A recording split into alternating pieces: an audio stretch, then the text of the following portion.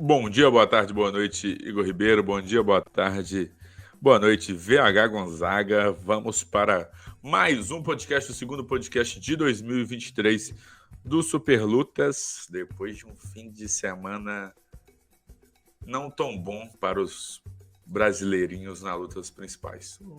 No restante do card foi bom, sim, em algumas lutas. Vamos às nossas caras. Um bom dia, boa tarde, boa noite para você, meu querido Igor Ribeiro. Tudo certo, meu caro? 1-0 o microfone.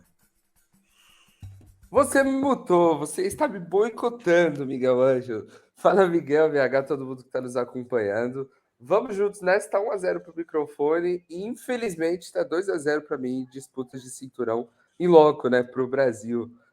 ZK, confesso que eu acho que ainda está mais para o lado do VH, que se eu tivesse lá em VH não, talvez estaria mudando, né, Miguel? Mas a gente vai falar bastante aí sobre o UFC 283, que não acabou bem para o Brasil, mas foi um bom evento no final das contas. Exatamente. Igor Ribeiro confirmou a história de pé frio, mas VH Gonzaga também confirmou a dele, que está cada vez mais consolidada. Bom dia, boa tarde, boa noite, VH Gonzaga. Olá, Miguel Ângelo, olá, Igor Ribeiro, quem está acompanhando a nossa transmissão. Pois é, motivos para rir, motivo para chorar. Tivemos alguns. Um evento emocionante que a gente teve no último sábado. Tivemos o prazer de estar presente, né, de acompanhar tanto o evento em si, quanto ali os bastidores com alguns lutadores, né, e o final, não vamos ser hipócritas, não era o que a gente queria, não era o que a gente desejava, tanto para a Glover quanto para a Davidson Figueiredo, mas a gente teve algumas boas situações envolvendo estreantes, os irmãos Bonfim, que a gente vai dar um toque aqui também. Também tivemos a despedida do Shogun, que apesar de derrotado, deixou o octógono extremamente ovacionado como merecia, mas evento por evento, sem colocar aqui o clubismo, foi um ótimo evento que o UFC Rio trouxe, o UFC 283, e a gente pôde prestigiar isso ao vivo. Então, muito bacana. Vamos falar sobre isso. Exatamente. Depois do UFC 283, não tem como não falar sobre ele. Então, o podcast de hoje será totalmente dedicado ao que rolou durante o UFC 283 e o seu desenrolar a bola para frente agora, o que vai acontecer, as coisas que com as coisas que rolaram no UFC 283. Vamos para a gravação? Áudio tudo certo para não ter nenhum problema com Igor Lessa. Vamos que vamos. 3, 2, 1. Para todos que gostam de artes marciais, começamos a edição de número 95 do podcast Super Lutas. Em nossa edição de hoje, falaremos sobre o UFC 283, primeiro evento numerado Ultimate em 2023, que marcou também o retorno da organização ao Rio de Janeiro. O podcast 95 do Super Lutas é um oferecimento da Urbet, a casa que patrocina Charles do Bronx e o campeão Alex Poitin, e a cobertura exclusiva do Super Lutas direto do Rio de Janeiro, além de te oferecer mais de 3 mil jogos para você se divertir. Lembrando sempre, aposte com responsabilidade e só é permitido para maiores de 18 anos. Meus amigos, nesse fim de semana não deu para Glover Teixeira. O brasileiro entrou em ação, mas não conseguiu bater Jamal Hill no protagonismo da noite pelo cinturão vago dos meio pesados. O confronto foi uma decisão unânime, bem tranquila, a favor do norte-americano. Começando com você, VH Gonzaga. Desde o início do primeiro round, o Glover tentou levar a luta para sua zona de conforto, levar a luta para o solo. Buscou as quedas de todas as formas, single leg, double leg, partindo do body clinch, partindo da grade, mas foi frustrado nas suas maiorias. Né? Conseguiu apenas 2 quedas durante todo o combate. O que você acha que o brasileiro poderia ter feito de diferente naquele momento ali da luta para conseguir levar a luta mais fácil para o solo? É complicado falar o que poderia, depois que passou. O Glover, inicialmente, a gente teve um pouco mais de um mês, né, quando confirmaram essa luta, após o UFC 282, de preparação do Glover, e ele sempre batendo na tecla. O meu jogo é esse, é encurtar, botar para baixo, ground and pound para nocaute ou finalizar. E eu acho que o Glover, já do começo da luta, telegrafou demais o que ele queria. obviamente, o Jamahal Hill treinou muito para essas defesas de queda do Glover e ele tentou insistentemente, sem combinar ações. O boxe do Glover é muito bom. Óbvio que a gente hoje, quando compara a força, quando compara com um atleta mais jovem, com mais pujança, né, que tem o Jamahal Hill, você não pode também trocar a mão no octógono, no centro do octógono, porque corre o sério risco de ser nocauteado. Mas combinar, fintar ações, chutes, porque assim você pode confundir a estratégia de defesa feita pelo Hill. E não foi isso que aconteceu. A gente viu o Glover muito preocupado com a perna, né, em ir nas pernas do Jamahal Hill, enquanto o Jamahal Hill, extremamente técnico, surpreendendo todo mundo, né, conseguindo defender, e quando foi para o chão, também se defendendo muito bem das investidas do Glover Teixeira. E o que poderia fazer diferente, realmente, eu acho que é isso, é combinar mais, é usar mais a experiência de octógono, porque pareceu isso, o Glover não parecia tão experiente no octógono, porque apostou em apenas naquela queda, e se não acontece, você sofre um sério risco, né, contra desse naipe de trocação que tem o Jamahal Hill. E, infelizmente, se a gente pega, Miguel, os nossos comentários da semana passada, da nossa última live, eu acabei falando que os 43 anos não deveriam pesar, porque, afinal de contas, não faz tanto tempo assim que o Glover fez aquela lutaça contra o Jiri Prochazka. Mas, como o próprio Glover falou, eu acho que eu também peço licença aqui para usar a frase do Glover, a velocidade era diferente, o Hill estava muito, muito, muito mais rápido que o Glover, então deu para sentir, sim, de fato. Infelizmente, para a gente brasileiro, essa queda de rendimento mesmo do Glover, e totalmente normal, são 43 anos, um adversário 12 anos mais jovem, mas então é isso, o que poderia ser diferente? Mudar, ter mais opções, ter um plano B, ter até um plano C, e isso também influenciou demais a questão da idade do Glover, um ritmo bem mais abaixo, a rotação era outra, então influenciou diretamente no resultado. Uma das coisas que ficou discrepante durante toda a luta foi a velocidade do Glover em relação à luta anterior contra o Jiri Prochazka, ou até mesmo contra o Adrian Blachowicz.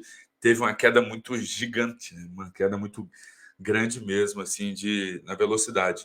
Mas, como o próprio VH disse, Igor Ribeiro, a gente não pode deixar de destacar a atuação por completa, assim, de Jamahal Hill, né? Tanto em pé quanto na defesa de quedas. Foi completamente bem estratégico no combate. O que a gente pode esperar de Jamahal Hill agora para frente? Ele mantém o cinturão por mais tempo? Ou você acha que a concorrência ali do top 5 do meio pesado vai ficar um pouco difícil para ele segurar o cinturão, pensando nesse nível de atuação que ele teve no último embate? Olha, Miguel, lutou e teve postura de campeão. Estrategicamente estava muito bem traçado, conseguiu manter a luta em pé, que era algo que a gente até falava, né, sobre a luta dele contra o Marreta, que ele era facilmente quedado, o Marreta conseguia passar ali, fazer as transições no chão, e contra o Glover, por mais que ele tenha sido quedado 2 vezes, ele saiu muito bem, além das outras, né, que ele girava no octógono e tirava um pouco daquela margem para o Glover colocar para baixo ou até mesmo para aproximar. Agora, projetando o futuro dele, não sei se ele consegue manter o cinturão por muito tempo. As opções de agora, se a gente pegar Ankalaev, é uma luta muito difícil para ele. O Prochazka, né, que já até falou nas redes sociais que está voltando, também tem um jogo de trocação muito difícil para que ele consiga, de repente, um nocaute, qualquer coisa assim. Isso excluindo Alex Poatan da jogada, que também pode aparecer. São as 3 opções, diria que as mais próximas, né, as mais prováveis de acontecer agora, além do Blachowicz, mas eu confesso que eu não acredito de Jamahal Hill ficando muito tempo ali com o cinturão dos meio pesados, não. Posso estar errado, acho que ainda tem uma margem para evoluir dentro da organização e como um campeão, mas hoje eu não vejo o norte-americano dominante assim na categoria. Deixa eu só dar um pitaco sobre o Hill. Eu acho que, falando desse cenário do top 5 no ranking dos meus pesados, top 5, tá? Depois o pessoal não me criticava falando, mas brasileiro e tal. Se o cinturão não é para ficar com o Glover, eu fico feliz que esteja agora com o Jamahal Hill, que Foi um cara extremamente humilde, respeitou o Glover do início até o final do confronto, foi muito aplaudido também. E não foi apenas um cara que tem a mão pesada vencendo, foi um cara que foi inteligentíssimo dentro do octógono. Então ele mostrou isso.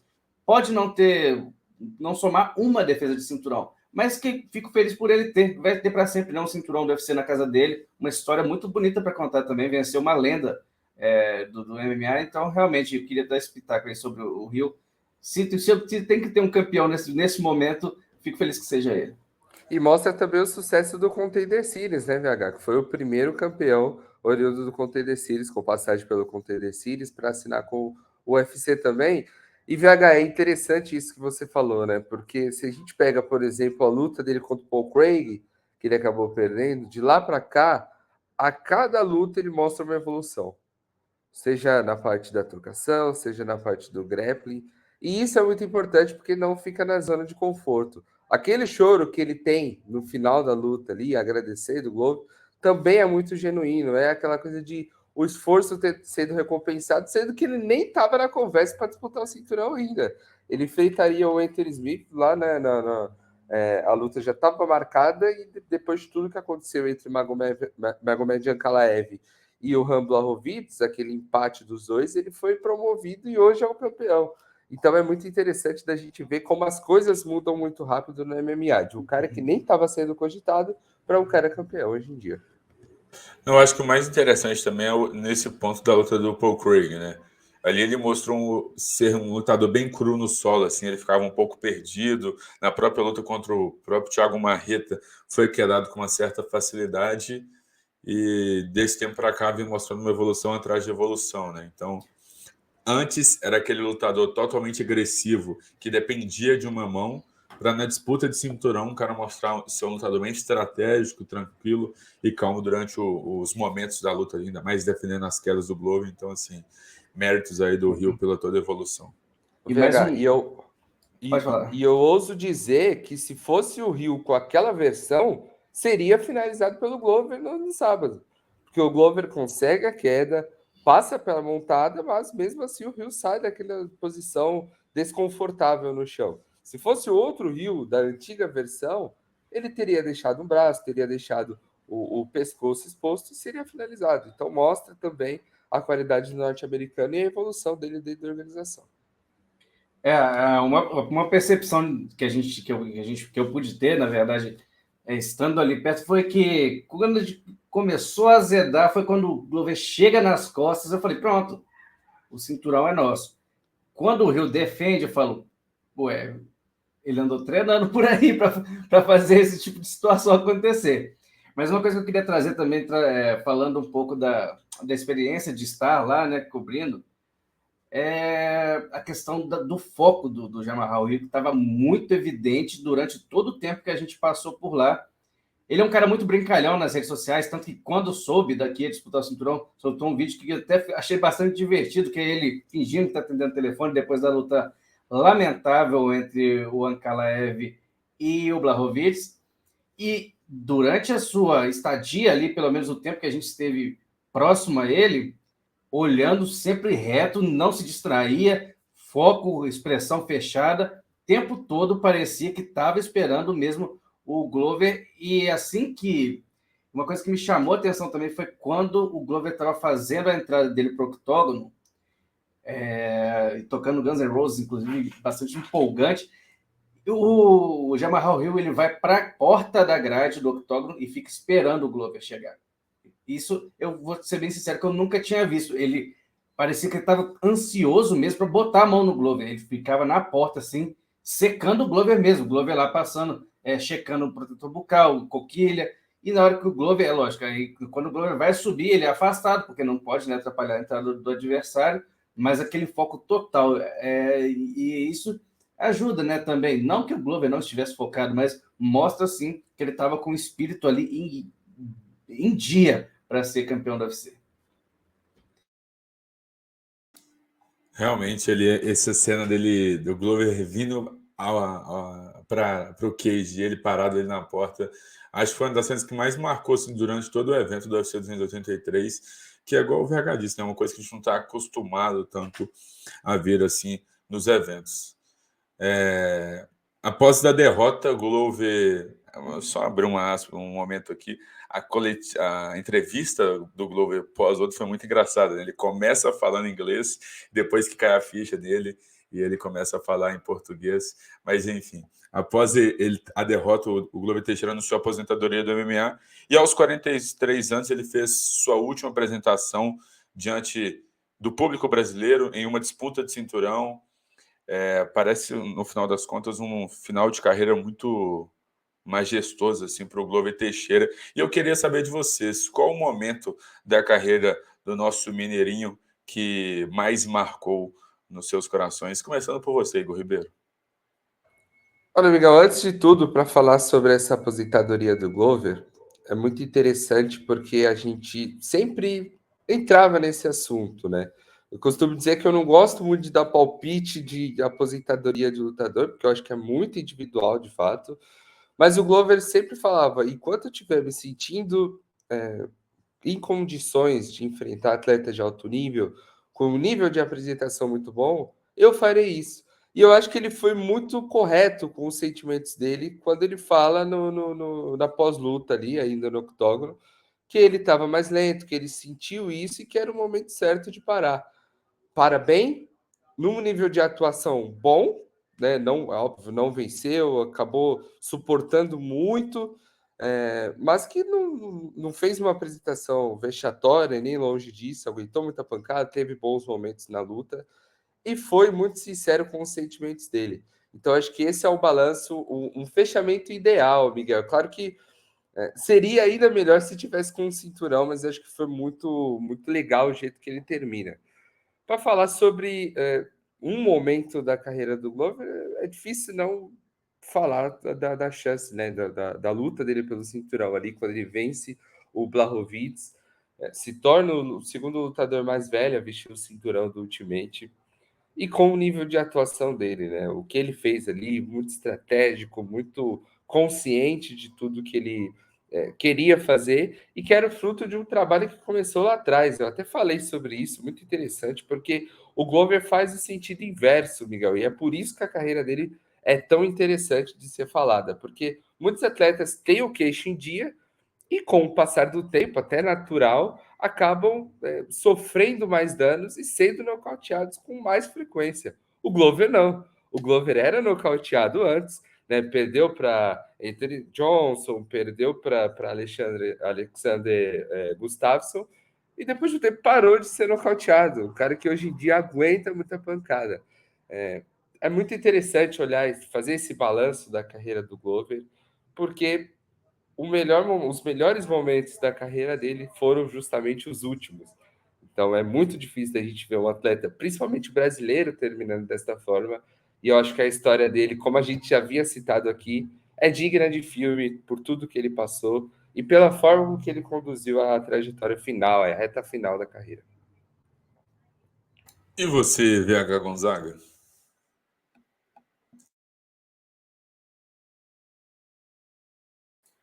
Tá mutado, hein? Ainda bem que eu dei uma tossida aqui. Bom, vamos lá. Para mim, uma coisa que pega do Glover vem lá de trás, em setembro de 2013, que quando o UFC veio a Belo Horizonte, eu tinha acabado de me mudar daqui, queria muito ir no evento, mas não é nem história para tocar música triste do Chavão, realmente não tinha grana, mas nada dramático. Queria muito ir, não tinha grana na época, tudo bem. Mas assisti aquela luta do sofá e o Glover começa tomando um atraso do Ryan Bader e diante da sua torcida, né? E depois ele consegue uma virada impressionante, ainda no primeiro round, contra um cara que viria a ser depois o campeão do Bellator. Então, para mim, aquele não vou falar que é o momento mais importante da trajetória do Glover. Obviamente, a melhor é da conquista do cinturão. Mas eu falo assim, de sentimento, assim, que eu falei, nossa, esse cara é bom mesmo. Tanto que eu achava real a chance do Glover vencer o John Jones naquela época, por conta do ajuste. Eu falei, o Glover é bom de chão, o John Jones também mas eu achava que o boxe combinado com o jiu-jitsu do Glover sempre foi tornava ele um atleta muito completo. Então ele poderia ser, naquela época, o cara que iria surpreender o John Jones, mesmo com o John Jones sendo esse fenômeno da natureza que é. Então eu fico com esse momento da vitória do Glover contra o Ryan Bader, que credenciou ele, né, a disputar o cinturão na sequência contra o John Jones. Acabou que o título não veio naquela oportunidade, mas também queria, né, não sei se o Glover vai ver isso, mas mesmo assim queria agradecer, né? Eu acho que é o papel de todos nós que antes da gente virar jornalista de MMA, nós todos fomos fãs um dia, né? Então nós todos fomos fãs de Glover Teixeira, nós dois aí, eu falei contar essa história aqui do Ryan, e 10 anos depois, né, eu assistindo o Glover da primeira fila ali da sala de imprensa, e o Glover com toda a sua humildade, a gente às vezes fica com vergonha de chamar, de achar que está incomodando. O Glover sempre vindo falar com a nossa equipe, falar com mais, com os jornalistas, com a imprensa. Então, essa lembrança que fica para mim de Glover Teixeira. Pô, vou ter que falar duas lembranças minhas em relação ao Glover, para mim, as mais marcantes. A primeira vai ser meio estranho, né? Porque eu vou falar uma derrota. Mas a derrota contra o Corey Anderson, que foi a chave de mudança para o Glover, que ele foi dominado ali os 3 rounds pelo Corey Anderson, depois ajustou o jogo. Que aí eu lembro que o negócio pós-luta ele ficou bem frustrado com a derrota, falou que ia mudar e tudo mais. E quando eu pego e olho para a luta contra. Eu até abri aqui para não errar, né? Porque isso mesmo, contra o Carl Robertson, logo depois, a gente vê um outro Glover do que a gente estava acostumado a ver na luta do Corey Anderson.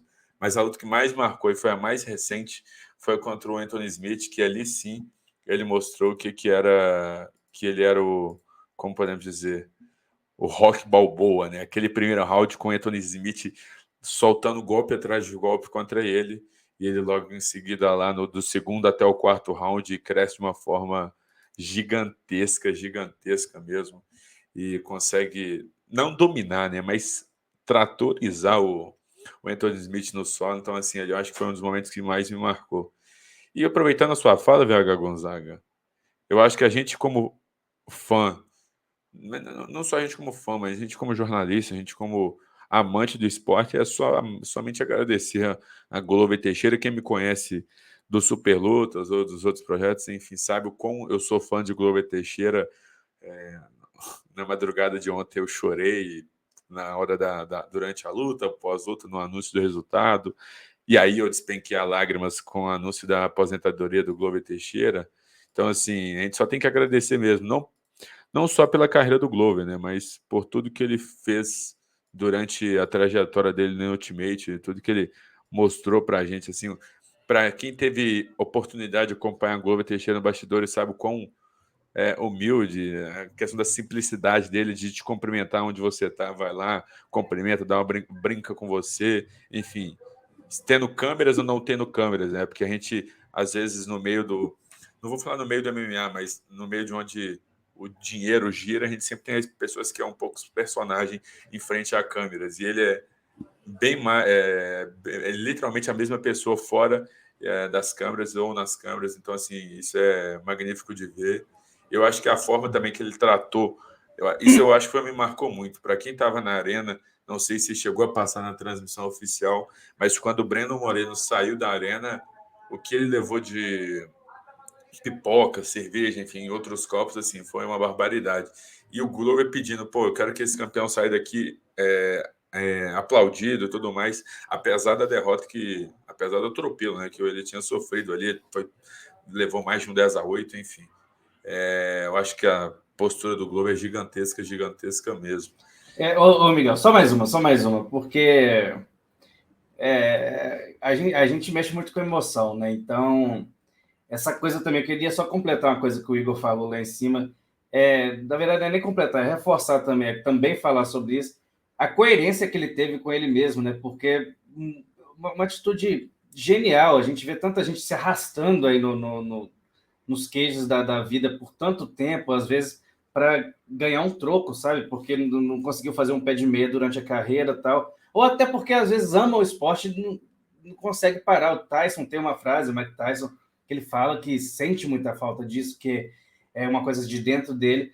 mas você saber a hora mesmo de, poxa, você não fez uma boa atuação, ele falando, eu tento pegar os caras e não consigo mais. Isso é você entender. Ele, alguns meses atrás, já tinha falado que isso é decisão para você tomar quando está sentado no sofá de casa. Ele teve essa percepção de que nem tem dúvida que se quer seguir lutando, não. Ele não quer, porque foi extremamente golpeado, né, durante a luta, sangrou bastante, se machucou bastante, mas ainda assim a gente tem que deixar isso registrado. Glover deixa o MMA profissional de pé, literalmente. Tomou muitos golpes, até certo ponto chegou a ser incômodo de acompanhar os sons que a gente escutava na arena, dos chutes altos do Rio entrando limpos na cabeça do Glover, e ele não caía e foi até o último round e consegui derrubar o Rio no último round ainda por cima, que foi aquela hora que deu a... Meu Deus, imagina se acontece isso, se o Glover vira essa luta. Infelizmente não aconteceu, mas ainda assim, eu acho a história do Glover digna de um filme. Sabe aí, de verdade, alguém pega essa ideia e faça, porque é digna de um filme mesmo. Um grande campeão que a gente tem e deixa o esporte no mais alto nível. Então, parabéns de novo para o Glover Teixeira e obrigado por tudo. Obrigado por tudo mesmo, Glovão. Carreira sensacional, tanto como lutador como ser humano. E boa sorte, boa caminhada agora na carreira como treinador, que já vem bem, né? Já tem um cinturão aí, né, como corner de Alex Poitin. Mas no Main Event também vimos que o mar não está para peixe quando se trata de brasileiro em disputas de cinturão. Na tetralogia, o Davidson Figueiredo acabou sendo superado por Brenda Moreno depois de um corte no olho esquerdo que impediu de seguir o combate do terceiro para o quinto assalto. Igor Ribeiro, você e VH, que estavam bem mais próximos ali do octógono do que eu estava um pouquinho mais afastado do que vocês, queria saber de vocês o que vocês sentiram ali, não da atuação de Davidson Figueiredo, não só da atuação de Davidson Figueiredo, mas também na questão dele, na hora que ele teve a resposta do médico, né, ao que pediu para interromper o combate. O que vocês acharam da atuação do brasileiro? Pois é, Miguel, interessante da gente falar sobre isso pela polêmica que ficou ali, principalmente na arena depois do anúncio da vitória do Brandon Moreno. Confesso que na hora eu realmente pensei que tinha pegado um dedo no olho ali e não entendi o porquê do RBD seguir com o combate, né? O árbitro central ali se quer interromper. Mas depois, no telão, quando a gente vê o replay, fica muito claro que de fato o golpe entrou. Até mesmo o Davidson Figueiredo falou sobre isso depois. Não teve nenhum dedo no olho, realmente sentiu o golpe. Então, no final das contas, o Rabidin foi bem, né? E não interromper ali naquele momento para ver o que havia acontecido, para parar, para deixar o Davidson Figueiredo respirar um pouco. Mas, Miguel, confesso que eu não gostei da atuação do brasileiro.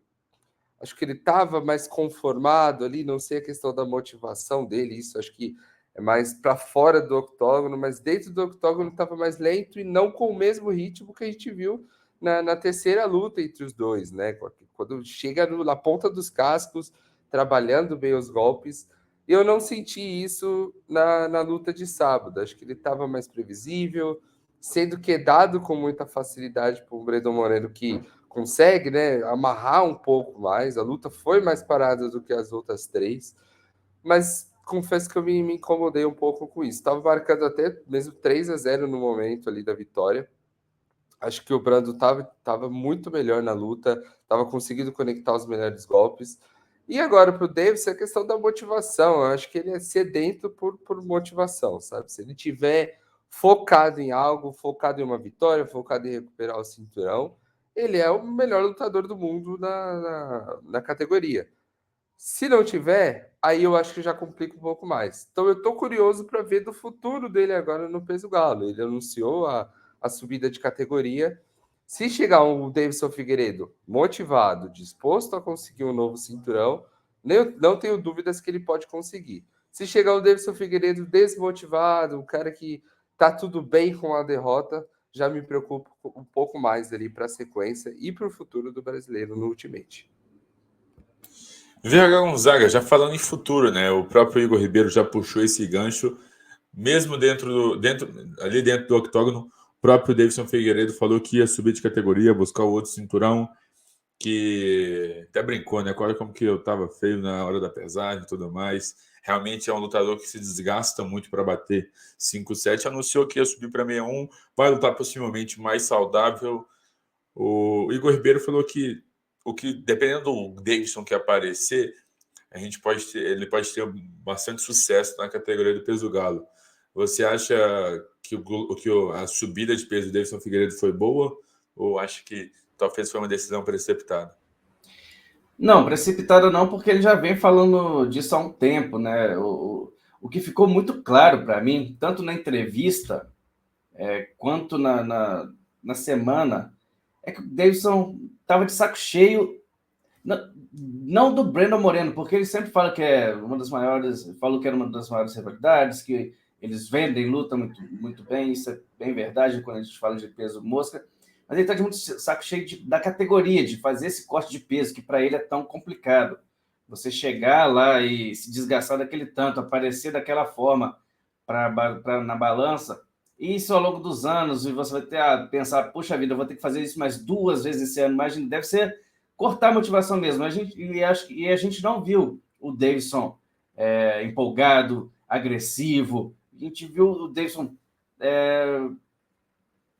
inferior ao Brandon Moreno. A gente viu o Brandon Moreno voando, enquanto o Davidson parecia que já tinha um plano B na cabeça. Eu não posso confirmar isso está dentro da cabeça dele, mas o discurso dele está pronto. Eu acho que já estava pronto na hora da entrevista. Eu acho que vencendo ou perdendo, ele daria esse adeus no sábado ao peso mosca, e a decisão dele, para mim, foi acertadíssima. Ninguém pode garantir se Davidson vai ser o campeão do peso galo. Eu acho que uma categoria muito complicada. A gente não sabe se o Davidson vai dar certo por lá, mas para a saúde dele é melhor. Para o peso galo é ótimo também, porque recebe um ex-campeão, então ele já entra ali com moral na divisão, mas aquela coisa, eu acho que tem que dar um tempo para ele tem que se preparar muito bem para isso, porque vai enfrentar adversário. Ele é grande para o peso mosca, mas aí agora as coisas vão se equivaler. Ele vai seguir talvez até mais forte no peso galo, mas perde aquela velocidade. E você olha ali para o top 5 da divisão, é só carne de pescoço. Então, acho que tem que pegar esse ano de 2023. Como já lutou, não sei como está a conta do banco do Davidson, mas quem sabe usar grande parte desse ano para se preparar, para ganhar massa, para entender muito bem a dieta também, porque não quer dizer que você subiu para o peso do galo, que está à vontade, que está feliz, que está tudo certo. Não, tem que manter o grande porte físico que ele tem, você traduzir o seu corpo para aquilo que a categoria exige. Não é só ganhar corpo, você tem que ganhar massa, você tem que saber se defender dos caras da divisão de cima. Você não pode defender tanto com a cabeça. Então é uma outra divisão, uma outra realidade, é uma coisa que o Davidson precisa de tempo para se habituar. Só uma coisa que me preocupa, VH, e eu não vi ninguém, confesso que eu não vi ninguém falando sobre isso, tá? Davidson hoje tem 35 anos e compete ali, se a gente colocar contra o Brandon Moreno, desde dezembro de 2020, então um pouco mais de 2 anos. Como que é a questão da evolução dele? Porque ele vai estar, ele esteve, né, ali preparado para enfrentar só um lutador. E pode ter perdido parte fundamental da carreira dele, talvez o auge, eu nem estou cravando aqui. Talvez o Davidson se mostre um lutador ainda melhor na categoria dos galos. Mas é algo que vale a gente refletir. Será que perdeu muito tempo fazendo 4 lutas com o Brandon Moreno? De certa forma até desmotivado? E aí, qual que é o futuro dele agora? Isso é o que pesa também no final das contas. Tem 35 anos e a gente não sabe o que esperar do Davidson Figueiredo na nova categoria também. Tá mutado. E essas coisas de bastidores a gente ouve muito, a questão de tetralogia, que, puxa vida, cansado, a gente não vê nada de novidade no peso mosca, porque não movimenta o cinturão, ou o campeão não defende o título com outros atletas. E no nível de competição, falando de competição, a tetralogia fazia sentido, porque era um empate e uma vitória para cada lado.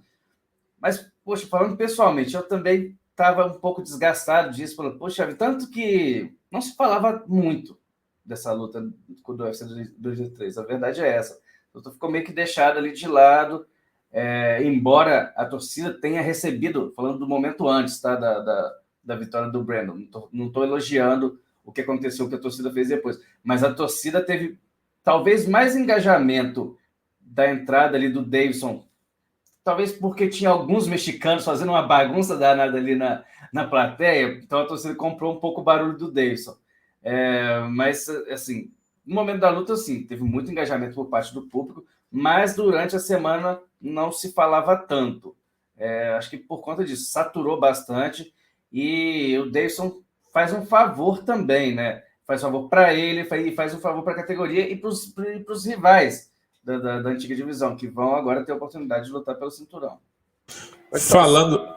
Só para concluir rapidinho, Miguel, sobre essa luta, e para não deixar de falar sobre isso, eu discordo completamente da atitude da torcida brasileira ali a jogar coisas do Brandon Moreno, a vaiar, o tipo de manifestação do brasileiro ali na arena. Mas vaiar pode, eu acho que vaiar faz parte. Eu falo assim, vaiar o Brandon Moreno, porque não tinha nada a ver com o assunto. Pode vaiar o resultado, pode vaiar a forma com que aconteceu. Não, eu falo assim, vaiar o cara porque ele tá tentando bater no campeão brasileiro dentro dali, mas agora eu entendi o que você dizer, vaiar... A situação como um todo eu achei muito fora do tom, VH. A gente não tá mais nos anos 90 ali, que tudo acontecia, e é que a gente sempre bate na tecla. A gente coloca toda vez que o UFC, né, o MMA como um todo é tão banalizado, e a gente vê a atitude como essa que pega muito mal. O pessoal jogando copo de cerveja no octógono, jogando coisa no Brandon Moreno. Totalmente descabido, não concordo com isso. Só para não passar também despercebido aqui. Só para levantar também, totalmente assim. O microfone está bem alto aqui para mim, Miguel. Alô? Voltou normal? Melhorou. Acho que melhorou. Que essa postura da torcida brasileira é básica. Juro que só é o meu negócio. Será que tá alto ainda? Tá alto ainda? Melhorou.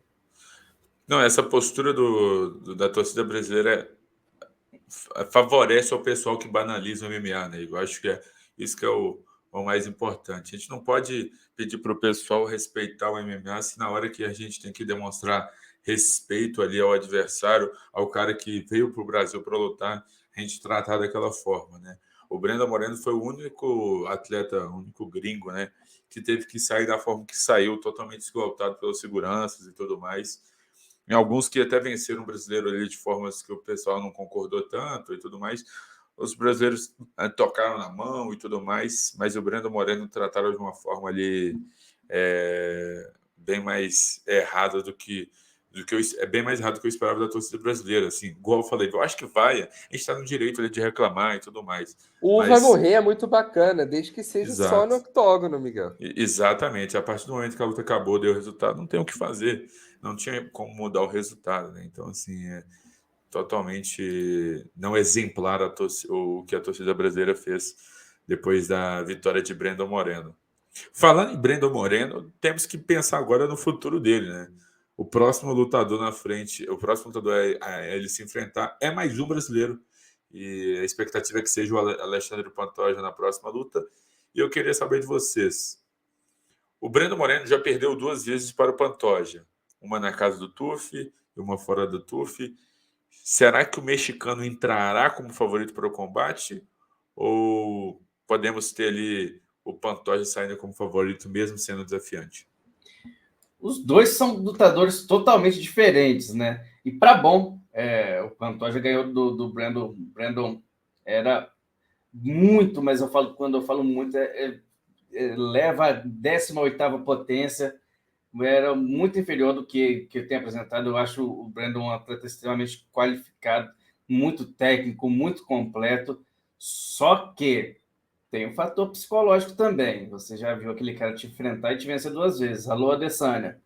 Então, Pantoja, enfim, na verdade, não tem nada confirmado, não é informação, mas Pantoja, o Brandon já falou que o próximo deve ser o Pantoja, sim, até ou teve um desentendimento, um breve desentendimento entre os dois nos bastidores, que o Pantoja foi cobrar uma data, e eu acho que o Pantoja está nesse direito. Para quem não lembra, o Pantoja disputaria o cinturão do peso mosca em dezembro de 2021, acabou se lesionando, deu lugar ao Davidson, que foi disputar o cinturão em janeiro, recuperou. Então o Pantoja já está nessa fila aí, tem bastante tempo, merece, mas é aquela coisa, é uma história totalmente diferente entre os dois são atletas melhores, muito melhores, o que é bom para a gente, né, que vai acompanhar essa luta. Eu não ouso, pelo menos por enquanto, quando confirmarem a luta, a gente vai pensando um pouquinho melhor, mas até o momento eu não ouso falar quem venceria esse confronto. Cara, e tem de tudo para ser um confronto muito bom também, eu concordo com o VH. Por todo esse fator psicológico, são dois atletas com estilo totalmente diferente, assim, se comparados aos outros confrontos. Mas eu ainda colocaria o Brandon Moreno como campeão, como um cara que evoluiu, como favorito para a luta, apesar de achar que o Pantoja realmente tem grandes chances de sair como vitorioso pela fase, né? São 3 vitórias seguidas, mostrando um nível de dominância muito grande.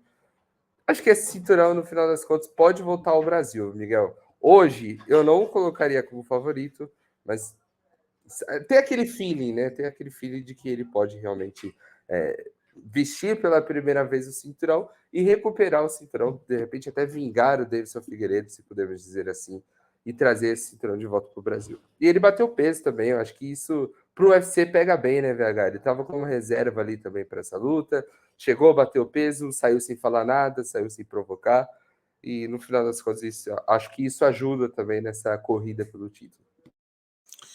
Exatamente. Acabamos de falar de 2 derrotas brasileiras na noite do UFC Rio, na noite do UFC 283. Vamos subir um clima um pouco mais, né? Vamos ficar um pouco mais alegre, porque um dos destaques brasileiros dos meio-médios, Gilbert Durinho, deu um verdadeiro show e finalizou Neil Magny no primeiro round, já aproveitou o microfone, já pediu luta com o Colby Covington. VH Gonzaga, agora que já esfriou um pouco o clima, já estamos ali no sangue frio, não estamos no calor do momento. O desafio do Durinho é um desafio justo? A pedida de luta dele é um pedido real? Assim, tem condições não só vencer o Colby Covington, mas da luta sair do papel pela forma que a gente conhece o Colby Covington de aceitar combate e tudo mais, é sempre bem enrolado nesse quesito. Eu diria que é difícil se a gente acreditar no que o Dana White diz. Alguns, não sei se foi no último ou penúltimo evento numerado, o Dana confirmou que a luta entre o Colby Covington e o Chimaev está sendo negociada, que é uma possível luta a se fazer na divisão. Se já desistiram, se não houve a coisa, a gente sabe que complicado, público, né? O Dana White já falou quanto é complicado negociar luta com o Colby Covington. Se não sair, não tem ninguém melhor pro Covington enfrentar do que o Gilbert Durinho. Só que ele segura muito, ele luta muito pouco. E uma luta excelente para a divisão do meio médio. Poderia segurar a condição desafiante ao vencedor. Acho que qualquer um dos dois ainda estaria atrás de Chimaev. Eu não sei se Chimaev precisa fazer mais uma luta. Eu já daria disputa de cinturão para ele direto. Não sei se está esperando para ver se vai fazer uma tetralogia, né, de Usman e Leo Edwards, mas para mim tem todo sentido fazer essa luta entre Durinho e Colby Covington. E se o Durinho teria capacidade de vencer, eu acho que ele tem as ferramentas. Mas foi até uma coisa que eu falei com o próprio Durinho lá na coletiva pós-luta, que precisa de um plano muito eficiente, porque o Colby, mesmo sendo um atleta que muita gente não gosta da pessoa, ele dentro do octógono é bastante competente, mesmo quando faz luta chata. A gente viu o que ele fez com o Jorge Masvidal. É um cara extremamente agressivo, antigos amigos, o UFC vendeu a luta como se fosse como se a gente fosse ter uma guerra no octógono, e o Covington simplesmente ligou o F e fez o que precisava para vencer. Ele não ouviu, ignorou as vaias da torcida, ignorou as críticas, se agarrou no Masvidal, derrubou quanto quis e levou o confronto na decisão dos juízes. Ele é esse tipo de cara. Então, ele tem um wrestling muito eficiente e você precisa de um plano para anular isso, porque é isso que ele vai querer fazer. Ele não vai querer trocar a mão com o Gilbert Durinho, e talvez não tenha o mesmo nível de jiu-jitsu que tem o Durinho. Então, o que ele resta para ele é o wrestling. Além de, usando a frase do Igor Ribeiro de novo, o Covington tem mão de pantufa. Ô, Miguel, então eu não sei, assim, na minha opinião, e aí não é informação realmente, é o que eu acredito, é que o Chimaev não vai lutar na divisão dos meio metros, pelo menos não a curto prazo. Acho que ele está muito forte, a ideia de subir está muito madura, e da categoria está travada, entre aspas, né? Porque nós teremos a luta entre Dion Edwards e o Usman, né? A trilogia ali pelo cinturão. Colby Covington não tem luta marcada, Gilbert Durinho está numa fase boa. Não vejo o porquê do UFC não marcar realmente essa luta. Acho que dá, inclusive, para promover, como bem o brasileiro sugeriu, o The Ultimate Fighter, de repente. Acho que venderia super bem, com dois caras que conseguem, que tem esse nível de promoção. E não colocaria o Gilbert Durinho contra um cara como o Belal Muhammad. Apesar da piada, né, do Gilbert Durinho com o Belal Muhammad, que o brasileiro adora e quer ver ali. Acho que não, acho que seria muito arriscado, sendo bem sincero, pro Durinho assumir essa luta agora, principalmente pelo desejo dele de voltar a disputar o cinturão. Para disputar o título, para chegar com chances reais, acho o Covington o nome ideal, porque aí, se você vence o Covington sendo nocauteando, finalizando, ou até mesmo numa dominância muito grande, é muito difícil você não dar o title shot para o brasileiro. Então, acho que ele escolheu bem, deu nota 10, né? Tirou nota 10 ali no final das contas, pelo nível de atuação, pelo jeito, da estratégia dele contra o Neil Magny e também ali para a chamada no microfone, que eu até brinco aqui, sempre falo, deveria ser obrigatório, Miguel. Você ganha a luta, chama um nome, porque eu acho que isso ajuda a movimentar e ajuda a te promover dentro da categoria. Então, acho que ele usou muito bem, fez um bom pedido. E se essa luta acontecer, eu confesso que vai pegar fogo, Miguel Ângelo. Chama ou não chama? Chama. Chama ou não chama? E durante a entrevista pós-luta ali, eu fiquei com uma certa impressão que ele não ia pedir nenhum nome. Eu estava começando a ficar preocupado. Falei, não, Adorinho, logo depois da sua bela atuação em cima do Neil Magny, você vai lá e não pede um nome. Sim, seria meio que um desperdício, né? E ele foi falando, do nada, gritou o Colby Covington, chamou o Colby Covington como se não houvesse amanhã para o combate. E tá aí uma luta que tem tudo para ser um bom embate técnico aí, garantir o próximo nome na disputar o cinturão. Acho que independente de quem vença... Tem favorito? Tem favorito? O negócio é que o Colby Covington ele me deixa um pouco no pé atrás com a idade aí, e tempo fora e tudo mais. Mas eu acho o jogo dele mais apertado, cara. Então meu favoritismo vai levemente pro Colby Covington, mas eu tenho uma pulga atrás da orelha por causa desse tempo inativo e tudo mais. E você, muita chance de ganhar, mas você acha que ele perde? Loteria. Isso se chama loteria. 50-50, velho Gonzaga. Eu vejo também um leve favoritismo para o Colby Covington, mas acho o Durinho em eventual desequilíbrio ali do psicológico. Um dia ruim do Covington, o Durinho é mais completo, tem mais armas. Então, pode ser. Mas eu acho o Colby Covington, apesar de uma mala, um atleta muito bom. Cara, eu não sei, porque quando a gente olha o wrestling, por exemplo, o Shimaev primeiro respeita muito o chão do Durinho, e quando coloca para baixo, foi o primeiro atleta que a gente viu que nem sentiu o Shimaev. E na minha opinião, o wrestling do Shimaev é melhor do que o wrestling do Covington. Então, se o Durinho conseguiu fazer esse gameplay contra o Shimaev, em tese, óbvio que luta é luta, mas em tese, pelo casamento, acho que ele também conseguiria fazer contra o Covington. Mão por mão, para mim o Gilbert também tem a mão mais pesada. Então eu iria também discordando de vocês aqui, eu iria de Gilbert Durinho, caso essa luta fosse marcada. Nesse casamento, checar, hein? Nesse casamento de luta, o que me pega mesmo é a questão do condicionamento físico do Colby Covington, que é simplesmente impecável. Parece que no quinto round, nos últimos 30 segundos, ele está mais inteiro do que no primeiro minuto do primeiro round. Então, dependendo do ritmo que a luta se desenrolar, eu não sei como que o Durinho pegaria talvez um combate de 5 rounds, por exemplo, como ele chegaria no final do terceiro ou no início do quarto round. Então, eu fico com essa pulga um pouco atrás da orelha mas o Durinho a gente sabe que tem jogo, mas o encaixe técnico não sei se favorece tanto a ele, não. E antes do card principal, no final do card preliminar, os fãs brasileiros tiveram a oportunidade de assistir a já confirmada aposentadoria de Maurício Shogun, um dos maiores nomes da história do MMA, não do Brasil, mas do MMA mundial. Ele, no entanto, acabou sendo nocauteado por Ior Potieria no primeiro round. VH Gonzaga, teria alguma coisa que o Shogun poderia ter feito de diferente para sair com triunfo? Ou naquela situação, pela diferença de idade, pela diferença de momentos de carreira, né, dos dois atletas, um com toda a sede de vitória ali, por precisar de uma vitória dentro do UFC e o outro ali já encerrando, o que o Shogun poderia ter feito de diferente para sair com triunfo naquele sábado? Muito difícil. Eu cheguei a Difícil, falar. hein? Que pergunta difícil.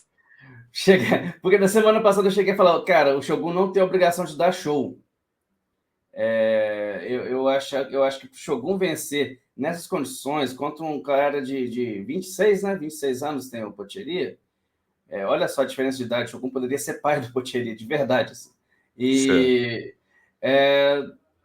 a diferença de rotação ali é muito grande. Eu acho que o Shogun poderia jogar muito, até tentou fazer isso no começo da luta, né? Jogar muito na longa distância, chute baixo, chute na linha de cintura, mas o instinto, a técnica pode não ser, a velocidade não está mais ali, mas o instinto ainda tem. Quando o Shogun é golpeado, quando ele sente aquela atração mesmo de ir para a luta franca, ele vai e não tem mais essa condição, ele não tem condição de trocar de igual para igual contra um garoto de 26 anos. Pode ser bom tanto que for. Eu volto a falar isso aqui. Quem fala que o Shogun é um mau lutador, não entende de MMA. Uma das lendas que a gente pôde ver isso quando, pelos comentários dos atletas, quando vê o Shogun se despedindo do MMA. Então, isso. O Shogun, para vencer, eu acho que ele teria que fazer uma luta feia, uma luta chata, uma luta que atraísse vaias. Não seria o caso aqui no Brasil, cara. Mas acho que em lugar nenhum do mundo também, quando a gente falasse que era a despedida do Shogun mesmo. Mas para mim seria isso. O Shogun teria que fazer uma luta mais inteligente, mais distante possível do seu adversário. E a gente sabe, quanto mais a categoria de peso aumenta, mais chance você tem de ser nocauteado. Um golpe pode te levar ao nocaute, ainda mais quando você tem o número de lutas que o Shogun tem na carreira, né? Então, para mim é isso. Mas não fica devendo nada não, Miguel Ângelo. Foi extremamente... Acho que foi de arrepiar, na verdade, o que aconteceu lá. O reconhecimento que teve o público, o carinho que teve o público com o Maurício Shogun. Muito aplaudido mesmo, assim como tem que ser todos os grandes campeões de MMA do mundo. E um cara que ajudou a trazer o esporte para isso que é hoje, né? Ajudou até a gente estar aqui. Se não fosse esses caras lá atrás, o Vanderlei, o Minotauro, o Shogun, o Ninja... o Anderson, muita gente ajudou a colocar falando pelo lado brasileiro, né? Estrangeiros têm outros tantos. Então, é esse reconhecimento mesmo. Muito obrigado ao Shogun também. E uma carreira brilhante. O final de carreira dele não foi aquilo que a gente gostaria de ver, né? Fala nem o que a gente esperava, mas a gente gostaria de vê-lo vencendo. Não aconteceu, tá tudo bem também. É um atleta extremamente respeitado no mundo todo por tudo que fez pelo esporte. Realmente, né? Na questão ainda mais na questão do Shogun, dele já ter anunciado que era a última luta, a gente sabia que aquele luta em si não mudaria nada do seu legado que ele tinha feito, né? Então, assim, todo o legado do Shogun para trás é gigantesco. A gente estava até comentando, né? A época áurea do Shogun foi em 2005 e quase 20 anos depois ele estava lutando ainda, se mantendo ativo. E na última luta pegou, podemos dizer, entre aspas, aí, um meninão, o Potieria, né? Com 26 anos nas costas. Meninão é muito bom. Gostei da definição. Mas só um detalhe importante aqui, eu não vou lembrar o ano, mas eu comecei no Super Lutas em 2019. Eu lembro que o Shogun esteve no ranking até esses últimos anos, no top 15. E você falou muito bem aí, Miguel, o auge dele foi 2005. Então, olha a importância do cara dentro dessa trajetória no MMA, o alto nível, e é o último, né? Se não me engano, é o último dessa nossa safra de Pride a abandonar o esporte. Então, merece todo o respeito do mundo. É o fim de uma geração, o fim de uma época. Ô, Igor Ribeiro, vou aproveitar já para te passar a palavra e já te puxo, como você falou, né? Já puxando um gancho aqui, pedir uma lembrança sua sobre Maurício Shogun, sua maior lembrança quando se trata de Maurício Shogun Rua. Então, Miguel, só para falar também sobre essa questão do legado dele, por tudo que ele construiu, eu perguntei para ele sobre isso, né? Sobre como que ele gostaria de ser visto daqui, de repente, 10 anos, 15 anos, quando a gente lembrar. E ele falou justamente da dedicação dele ao esporte, da agressividade ali no período que ele esteve em ação, e principalmente da superação com lesões. Um cara que lidou muito com as lesões, que tiraram muito tempo também da carreira dele ali, no sentido do auge, né? E acho que a carreira como um todo, a gente já citou, na minha opinião, um dos maiores nomes da história do MMA, o que ele fez no Pride ali, com pouca idade ainda, era muito jovem, o auge do Shogun foi muito rápido, tinha 21, 22 anos, ele já estava, né, entre os melhores do mundo. Até por isso, a gente olha, ele é novo hoje em dia, ainda com 20 anos de carreira. Então, a maior lembrança é realmente contra o Minotauro, é difícil fugir, né? Aquela rivalidade no Pride ali, com a guerra que eles fizeram, com tudo que envolve aquele combate. Difícil não fugir muito disso, mas é algo que tem me marcado, que me marcou muito, porque foi uma das primeiras lutas que eu também vi. Então, aquele sentimento de. Era muito pequeno, mas de começar a gostar do esporte veio dessa luta também. Então, serei eternamente grato ao Shogun e acho que ele fecha ali, apesar da derrota, também com o nome, né? Hall da Fama do UFC. Muito graduado, um cara que fez muito pelo esporte e que merece descansar agora, Miguel. Lidou muito com as lesões, acho que agora é o momento certo para pensar em outras coisas, para se planejar, porque é que eu sempre falo, né? A aposentadoria do esporte, mas ainda está muito novo para o mundo. Então, que ele curta essa segunda parte da vida dele fora do MMA, fazendo outras coisas, que eu acho que ele merece essa parte. Quando se trata de Shogun, não dá para não lembrar do GP de 2005, né? O GP que ele simplesmente passou o carro em todo mundo, colocou aí, né? Não é o fim de, não vou falar rivalidade, né? Mas de alguns questionamentos que o pessoal colocava entre ele e o Ricardo Arona, naquele auge de 2005, os dois na final, enfim. É um momento histórico para a carreira do Shogun. Mas eu acho o mais legal, assim, o mais interessante, eu quero o mais recente possível, que é a luta contra o Tyson Pedro, né?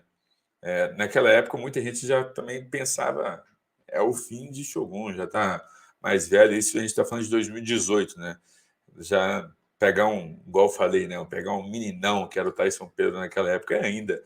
O Tyson Pedro é bem novo ainda. E foi lá, conseguiu um nocaute no terceiro round.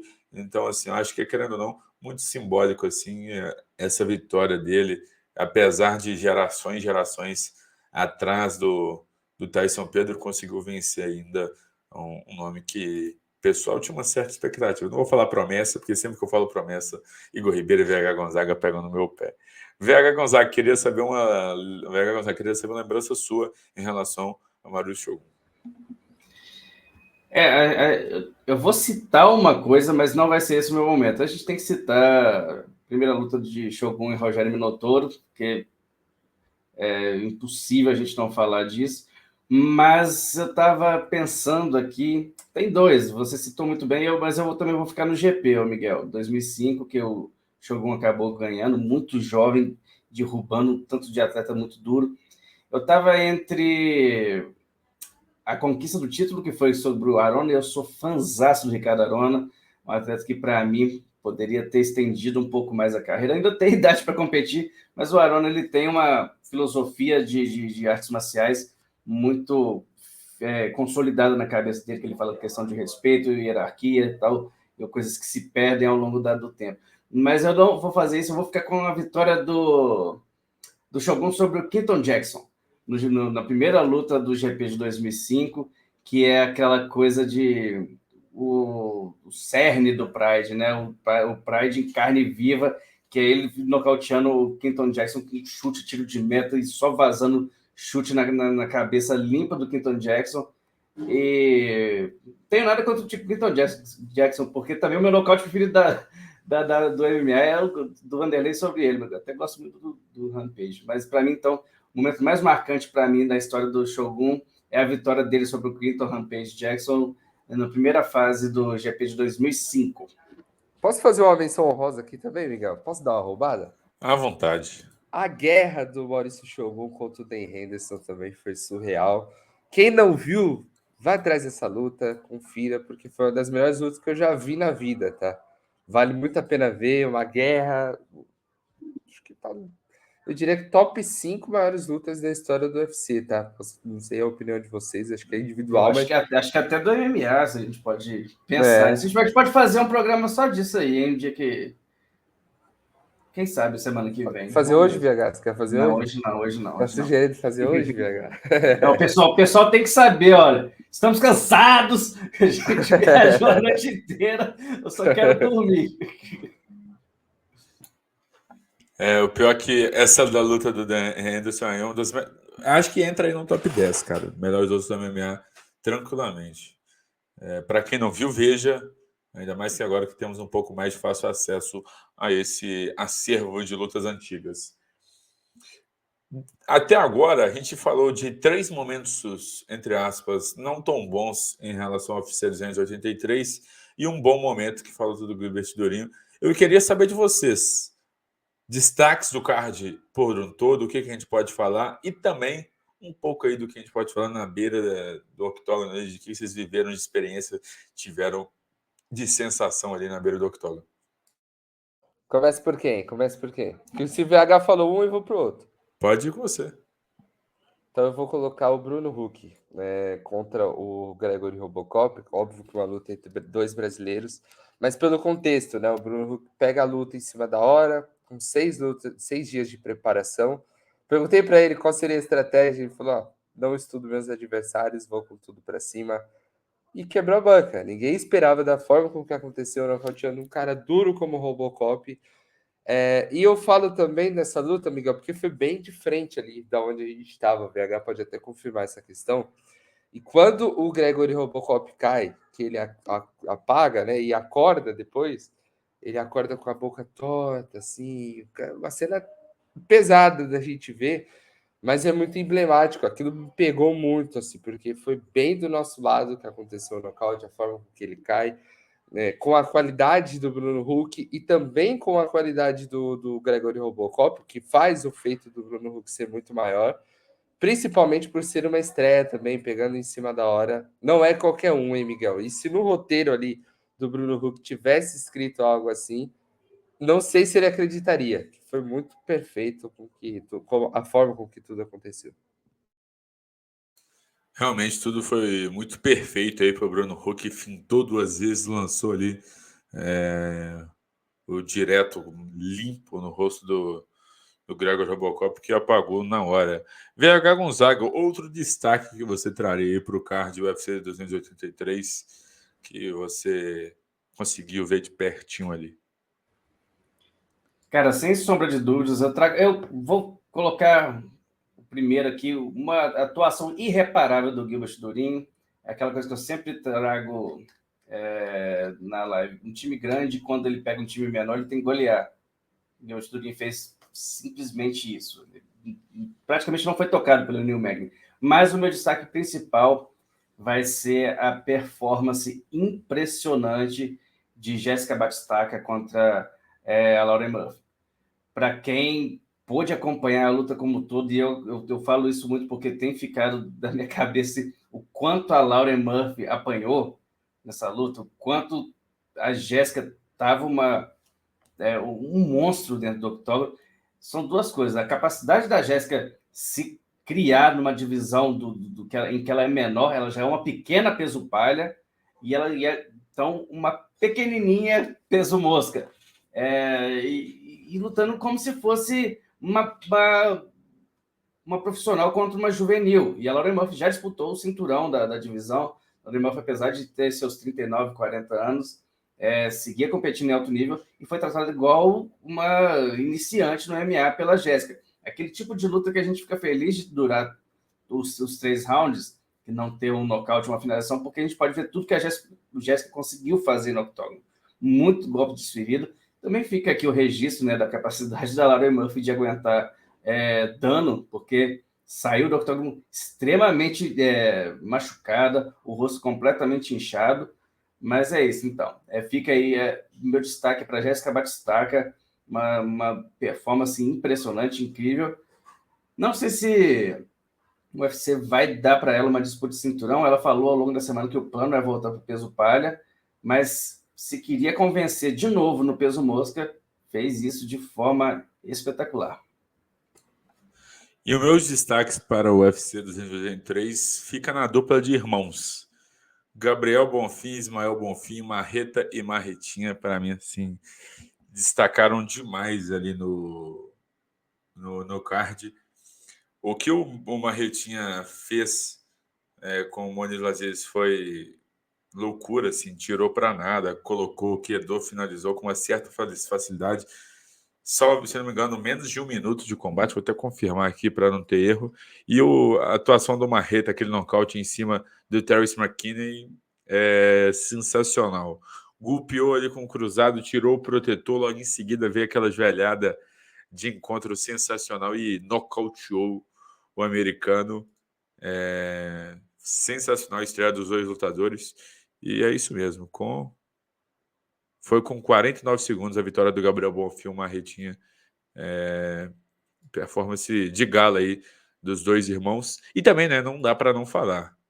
O nosso baiano, mas parece que corre na veia dele sangue rosso. Jailton Malhadinho quedou como se fosse... Quedou o Shamil como se ele fosse um peso mosca, né? Com uma certa facilidade. Levantava o russo lá no terceiro andar e quedava vezes e vezes. Conseguiu a vitória ali depois da metade do segundo round, com uma vitória sensacional do brasileiro. Uma performance de ouro aí do Malhadinho, que agora sim vai entrar no top 15 da categoria, para a gente ficar de olho aí. E é isso. Miguel Ângelo que treinou com Jailton Malhadinho ao longo da semana. Deu bom? Deu bom. Eu tenho vídeos que falam que os meus treinos trouxeram efeito para o combate. Então, Malhadinho, como eu falo, me agradeça pela vitória contra o Shamil. Deu certo os treinos. Foi graças a você, né, Miguel? Se você não tivesse lá para treinar, Malhadinho não conseguiria derrotar o Shamil Abdurakhimov. Ouço dizer que durei mais que o Shamil, hein? Tô brincando. Ainda bem que o Shamil não sabe português, gente. Ainda bem que o Shamil não sabe português. Igor Ribeiro, vamos para o segundo bloco? Chegamos ao bloco das notícias e Igor Ribeiro vai trazer as principais notícias que movimentaram o mundo das artes marciais. O que tem de bom no mundo das artes marciais nesse momento, Igor Ribeiro? Miguel Ângelo, a gente falou aqui sobre o UFC 283, destrinchamos sobre os principais assuntos, mas algo chamou também a atenção fora do octógono, porque o Rei do Rio, José Aldo, foi anunciado no Hall da Fama do UFC, é o novo membro aí por tudo que ele fez dentro da organização do Dynamite, e foi coroado na Giannis Arena, ali, justamente onde ele acostumou, né, naquele ambiente onde ele acostumou a fazer história dentro da organização. E agora, junto a Rodrigo Minotauro, Royce Gracie e Maurício Shogun, é um dos únicos brasileiros ali presentes no Hall da Fama do UFC. Queria saber de vocês, agora passando a pergunta, ele ocupa um lugar merecido ou vocês acham que outros atletas brasileiros poderiam passar na frente dele e ter essa prioridade? Pergunta polêmica, hein? Pergunta polêmica. Acho que o José Aldo está no lugar que merece, Hall da Fama, o maior lutador do peso-pena que o MMA já viu, um dos melhores da sua geração, um dos lutadores mais importantes para o Brasil. A gente falou de Maurício Shogun se aposentando, mas o Aldo também está aí nos principais nomes do MMA mundial. Mas a gente sempre vai tocar naquele ponto. Faltam alguns nomes brasileiros ali no Hall da Fama do UFC, isso não dá para negar. Marco Ruas, como o VH Gonzaga acabou de brincar. O próprio Pedro Rizzo também. Então, assim, temos outros lutadores brasileiros que mereciam já estar presentes no Hall da Fama Anderson do Silva, UFC. né? Anderson Silva É um também. absurdo não estar, né? Exato. Mas está aí, cara. Eu fico feliz do Aldo conseguir entrar no Hall da Fama. Em um certo momento da carreira, ele chegou a ter uma certa desavença com o UFC e diretoria, mas no final das contas o UFC o homenageou da forma que merece, porque comentei desde então, eu comentei com várias pessoas que a postura do UFC de coroar ele no Hall da Fama no Rio de Janeiro, para mim foi sensacional. Porque vamos ser, vamos contar a verdade, que o UFC não tinha a obrigação de fazer isso, mas dedicar esse UFC no Rio de Janeiro, aonde ele fez lutas emblemáticas contra Chad Mendes, enfim, a cena do Chad Mendes, ele pulando para o público ali na Genovese Arena. Então, assim, eu acho que todo esse contexto do que rolou na luta, eu acho que foi merecido demais aí pro nosso querido Aldinho conquistar o Hall da Fama lá. Não tenho o que completar sobre o que o Miguel falou. Provavelmente, na minha opinião, o Aldo deveria ser inserido no Hall da Fama mesmo se não tivesse se aposentado. Os serviços dele pelo UFC são eternos. O Aldo tem fãs em todo mundo, ele é respeitado por brasileiros, não só pelos brasileiros, né? Tanto que sempre que se apresentou fora, sempre foi muito aplaudido nas suas entradas no octógono, vencendo ou perdendo. Então, muito justo o que aconteceu. O UFC teve o timing perfeito, apesar de ter cometido um erro gravíssimo na carreira do Aldo, que foi não dar revanche para ele contra o Conor McGregor. Entendo o lado da promoção, precisa de mais dinheiro, quando o McGregor vende mais, mas falando de competição, o Aldo merecia. A gente já viu tanta gente receber revanche aí sem merecer, mas hoje passou, né? Nem o Aldo lembra disso mais, não sei porque eu estou lembrando. O lugar dele está lá, então, eternizado no Hall da Fama do UFC. Parabéns pela atitude, parabéns pelo Aldo, pela carreira que teve. Também teve o reconhecimento do público, né? Quando apareceu no telão, foi aplaudido de pé pelo pessoal que estava na Geonesse. E nomes, sempre que falo de Hall da Fama, eu vou bater o pé para trazer Marco Ruas. Para mim, é um dos atletas mais importantes na história da evolução das artes marciais mistas. O Marco Ruas fez lá no início do UFC. Ninguém fazia. Para muitos, o primeiro lutador de MMA, né? Para mim também. Pode ser opinião impopular para muita gente, mas para mim também é o primeiro lutador de MMA da história e não tem esse reconhecimento. O Anderson, eu não sei se o Anderson algum nesse futuro próximo vai receber, porque tem alfinetado o UFC quando pode, quando teve ali o encontro com o Jake Paul, ajudou o garoto a criticar os pagamentos do UFC, até topou fazer parte lá da associação de lutadores, pedindo melhores condições de trabalho. Mas, assim, por merecimento, Anderson Silva já deveria estar no Hall da Fama de qualquer coisa. Mas não sei se acontece em breve. Mas Marco Ruas deveria, sim, estar na Fama do UFC já tem muito tempo. E o que temos de melhor ali no Super Lutas para trazer para o nosso público aí, Ribeiro? Agora eu quero saber de vocês, Miguel Ângelo, porque o VH citou muito bem sobre a atuação da Jéssica Batistaca. Me impressionei com ela. Motorzinho realmente não parou de bater durante 15 minutos. Me impressionei muito também com a Lauren Murphy por aguentar aquelas pancadas. E depois também tirou 10, falou que quer lutar em outra categoria, disputar o cinturão das palhas, né? Que já foi campeã lá em 2019, porém perdeu para a Weili Zhang e agora ela diz que é a chance de provar que tem uma nova versão, que o resultado será diferente. E até brincou sobre isso, né? Falando que ela foi para a China, comeu um pouco de aba amassou, e agora é a vez da chinesa vir aqui ao Brasil e também comer um pouco de aba amassou. É justo para vocês que a Batistaca tenha uma nova chance pelo cinturão? E se sim, chega como favorita? Tem grande chance de vencer o Elizen? O que vocês acham?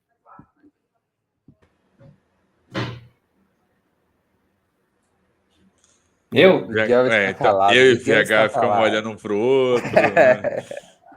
Olha, complicada. Já falei isso aqui algumas vezes. Eu aprendi quebrando a cara que a gente não duvida do que pode fazer Jéssica Batistaca. Não duvido mais dela. A favorita seria o Elizen. Seria, de fato, a campeã hoje. Conseguiu recuperar o cinturão, que não é uma coisa que todo mundo consegue fazer na carreira.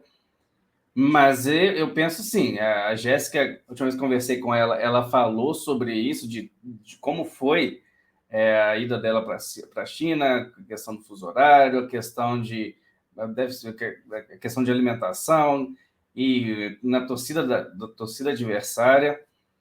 Mas acredito que o UFC não vai trazer essa luta para o Brasil, não. A Jéssica foi lutar na China porque o UFC quer muito aquele mercado, quer fazer que cresça cada vez mais. Não faz sentido trazer uma campeã para defender o título no Brasil. Já aconteceu antes, a Honda já veio de defender o título Na aqui, mas Amazonas também, né, a VH? Amazonas também. Pois é, já são duas. Será? Eu acho que Eu acho que você mudou de opinião no meio. mas eu ainda acho que não deve acontecer. Pode acontecer a revanche, mas no Brasil eu acredito que não. Eu gostaria de ver, sim, mas acredito que não. Eu também gostaria de ver essa luta acontecendo no Rio de Janeiro, pela forma que o público brasileiro, para mim, na minha opinião, de vendo ali dentro da arena, foi uma das que mais foi aclamada pelo público, né? Então, eu queria ver como seria a chinesa nesse território hostil, assim, como ela reagiria nessa questão emocional. Mas também acho que não vai acontecer. O favoritismo, a gente vê todo a favor da chinesa, pelo menos eu vejo ali pelas últimas atuações. A chinesa é um caso que assim, eu acho muito maneiro, cara. A evolução dela, para mim, é muito gritante. A cada luta, ela consegue ajeitar a brecha ali. Quando ela vê que o jogo dela não foi tão agressivo, e aí por isso que acabou saindo derrotada, ela volta mais agressiva, com um sistema defensivo mais em dia, enfim. Eu tiro o chapéu para o Elizeng em suas atuações, assim, porque são sensacionais. Mas a gente sabe que o poder de fogo e a força da brasileira é algo, o diferencial e o destaque dela, na minha opinião. O soco que ela dava na. Vamos pegar a Lauren Murphy aqui, por causa está mais recente. Mas o soco que a Lauren Murphy dava nela não fazia nem cosquinha em relação ao soco que ela lançava na Lauren Murphy. Então, assim, méritos totais a Lauren Murphy de ter mantido de pé. A gente tem que tirar o chapéu também para ela, porque dependendo de qual fosse a lutadora ali, a luta tinha acabado no primeiro round mesmo, né? Então, assim, é basicamente isso. Mas eu vejo um leve favoritismo aí para a nossa atual campeã, o Elizeng.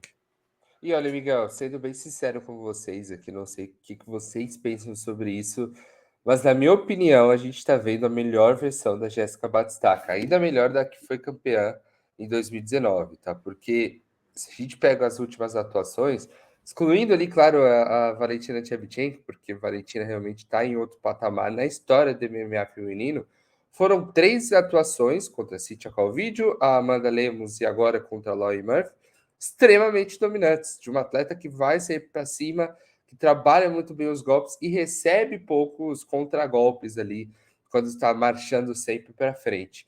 Acho que a diferença entre as duas hoje não é tão grande assim, e a Jéssica Batistaca, na minha opinião, teria jogo para dar o troco, né? Obviamente que a Weili Zhang, na minha opinião, é a melhor da categoria na atualidade, não à toa é a campeã, mas não sei se a diferença hoje em dia está tão grande, e eu confesso que essa versão da Jéssica Batistaca tem me agradado bastante. Se a luta vier para o Rio, vai ter o apoio da torcida, de repente a motivação também muda, e pode ser que o cinturão retorne aos braços da Jéssica Batistaca. É difícil, mas não impossível, na minha opinião, Miguel Ângelo. Exatamente. Vamos colocar aqui, né? Nada é impossível no MMA. A gente tem que colocar esse ponto. Exato. MMA é Se uma o caixinha de Miguel surpresa. entra para lutar contra o Malhadinho, tudo pode acontecer, VH. Exatamente. Não, E, não tão possível assim, e rapaziada. apontar a estratégia, para o Malhadinho vencer o Chamil. Então, temos aqui o grande responsável. Brincadeiras à parte, o treino malhadinho, eu fui 3 vezes mais do que o Chamil foi atropelado, meus amigos. Vocês não tá escrito o atropelo que eu sofri. Malhadinho, vamos soltinho aqui, vamos soltinho. Pum, passou a carreta, não vi nem a cor da bola, nem nada. Você Tem ficou imagens, presinho, né, hein? VH? Prezinho, treino prezinho. Quem quiser ver lá no Instagram do Miguel Ângelo, vai lá ver. Tem foto do Amasso, não tem, Miguel? Tem o famoso crucifixo do É Malhadinho. lá. Só abrir um aspas aqui rapidinho, quando a gente estava no Rio de Janeiro, o Malhadinho falou: Miguel, estamos em qual cidade? Ele estava na minha guarda. Eu falei: estamos no Rio de Janeiro, Malhadinho. Já viu o Cristo Redentor? Aí eu já vi que ia dar ruim. Eu falei: putz, não vi ainda, Malhadinho. Então você vai ver agora. E ali, vão lá no meu Instagram e vejam o que o Malhadinho fez comigo. É o Cristo Redentor do Malhadinho, tá lá. Igor Ribeiro, o que temos a mais em relação ao MMA no mundo das artes marciais para a gente passar para o nosso público? Chegou o momento que vocês adoram, que o VH imitou muito bem. Temos muito mais em superlutos.com.br, Miguel. Toda a repercussão de tudo que aconteceu ali no UFC 283, tudo que envolve ali o MMA no modo geral. Entrem lá que vocês vão curtir bastante. Além de olhar também o Superlutos aqui no YouTube, porque tem algumas entrevistas aí que vão sair nos próximos dias. Inclusive hoje, né, na gravação, segunda-feira, tem exclusiva com o Bruno Huck. Vale a galera acompanhar, ficou bem bacana. Então entre lá, superlutos.com.br. E mudando um pouco hoje, também entre no YouTube do Superlutos, já fazendo essa promoção, Miguel Ângelo. A dica do Miguel de sempre é: favorite superlutos.com.br no seu navegador de preferência, que você usa ou no celular ou no seu computador, notebook e afins, para você não perder nenhum conteúdo em relação ao MMA, todas as notícias dentro e fora do UFC. Passadas as notícias, vamos para a agenda da semana. Após o UFC 283, que marcou o retorno do Ultimate ao Brasil, a organização não traz um outro card no próximo fim de semana. Porém, para os amantes de MMA, na sexta-feira temos a primeira edição do PFL Challenge Series em 2023. Na luta principal, Lucas Barbosa, o Hulk, faz a sua terceira luta no MMA diante de Itzo Babulaidze, e o único algoz de Alex Poatan no MMA, Kemuel Otoni mede forças contra Joseph Whitner, e ao todo são previstas 4 lutas no card do PFL Challenge Series 9, o evento que está previsto de início para as 23 horas no horário de Brasília.